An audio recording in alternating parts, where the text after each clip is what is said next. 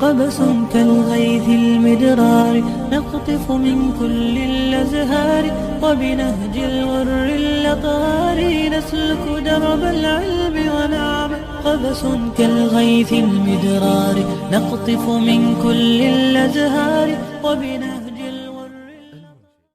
أبو طلحة نقال له رجل وأنصاربها أم سليم رضي الله عنها وأنس بن مالك هو يدي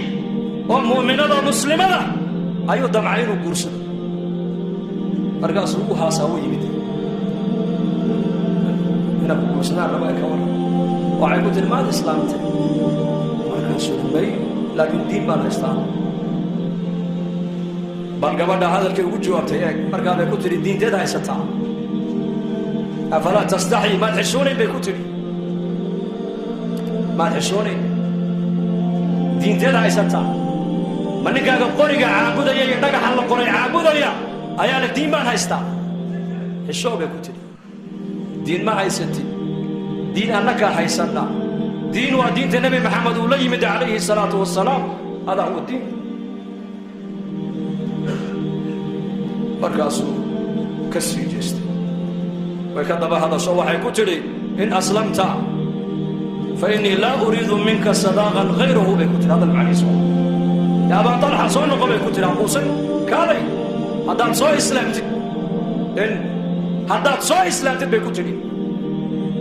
mahar iyo mariin dumarku ragga waxay xaq ugu lahaayeen kaa dooniba maayo islaamnimada aad soo gashay ayaan meherkayga iyo mariinkayga u qaadan bay ku tidhi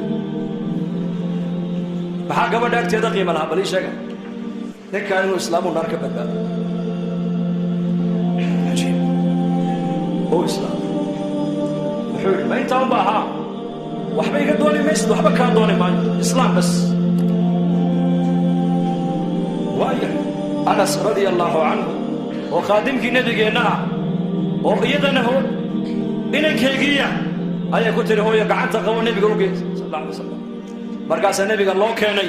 markaasuu nebiga hortiisa ku ashahaatay markaasay ku tidhi soo celi anasow markuu islaamo markay u soo celiyey ayay ku tidhi haddaba anasow hooyada u guri bay ku tidhi yacni hooyada maanta laga bilaaba ku ogow bay ku tidhi maaragtaane waa kaasa ninka maadaama ballankii buuxiyey anna ballankayga waa buuxiya waa ninkayga ka tidhi abu talxa gabadh cajiib ahayd umu sulaym yaa rayta haweenkeennu may gabadhaa ku daydaana dumarkeennu hadday horumar doonayaan hadday taariikh fiican doonayaan hadday ilaahay radihiisa doonayaan may haweenkaa ku daydaana haweenkaa saxaabiyaadka